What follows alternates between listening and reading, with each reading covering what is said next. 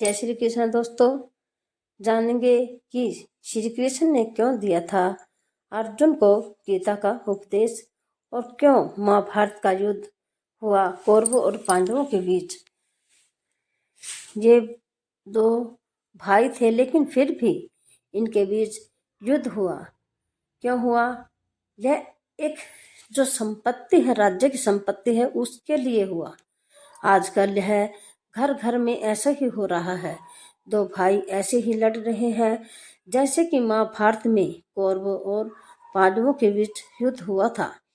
महाभारत के अनुसार भगवान श्री कृष्ण के कौरवों और पांडवों के भविष्य के बारे में पता था।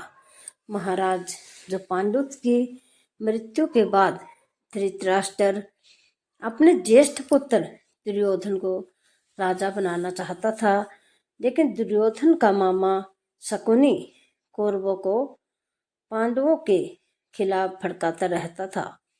महाभारत काल में पांडवों और कौरवों में राज्य संपत्ति को लेकर मतभेद था। जो पांचों पांडव युधिष्ठिर, भीम, अर्जुन, नकुल व सहदेव धर्म का पालन करते थे, लेकिन कौरवों में जो श्रेष्ठ दुर्योधन था वो दुराचारी और एक लालची इंसान था। पांडव और कौरव एक ही परिवार से थे, लेकिन दोनों की नीयत में दिन और रात का अंतर था।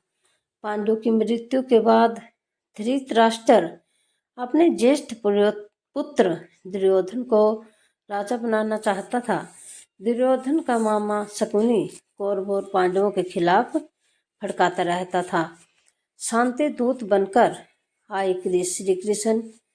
जानकी पंडित इंद्रमणि घनश्याम के अनुसार भगवान श्री कृष्ण को कौरवों और पांडवों के भविष्य के बारे में पता था।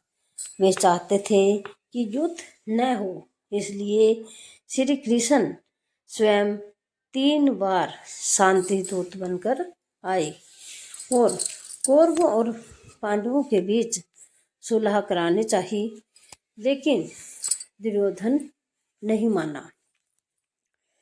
तब श्री कृष्ण ने कहा कि तुम पांडवों को आधा राज्य दे दो और दोनों शांतिपूर्वक रहो, लेकिन दुर्योधन ने मना कर दिया।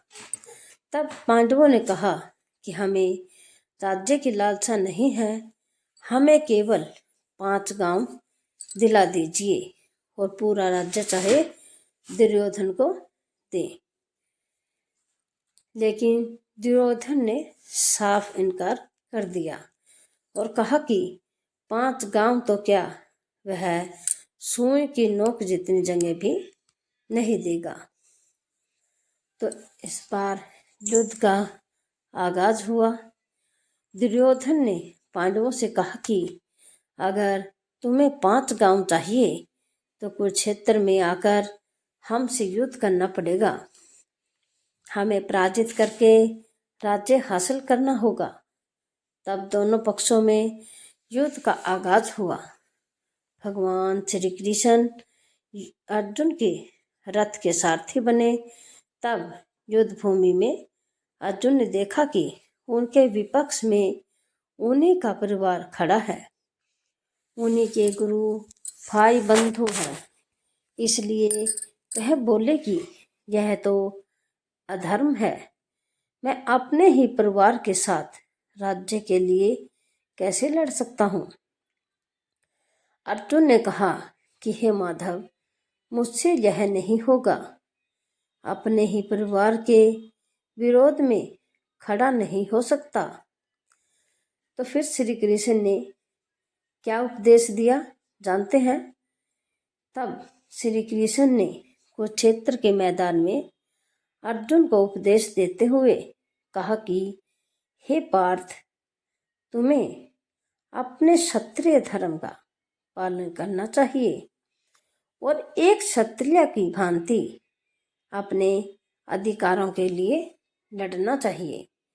यही तुम्हारा धर्म है। श्री कृष्ण ने अपना उपदेश गायन के माध्यम से दिया था, इसलिए इसे गीता कहा जाता है। श्री कृष्ण ने द्वापर युग में मार्गशीर्ष शुक्ल पक्ष की एकादशी को हरियाणा के कुरुक्षेत्र नामक स्थान पर 45 मिनट का गीता का उपदेश दिया था, जिसे गीतो उपनिषद भी कहा जाता है। भगवान श्री कृष्ण ने युद्ध भूमि में अर्जुन के टूटे हुए मनोबल को जोड़ने के लिए गीता का उपदेश स्वयं ही दिया, इसलिए इसे भगवत गीता भी कहा जाता है। ऐसे ही धार्मिक और पौराणिक कथा कहानियों के लिए आप हमारे चैनल को लाइक करें, शेयर करें, सब्सक्राइब करें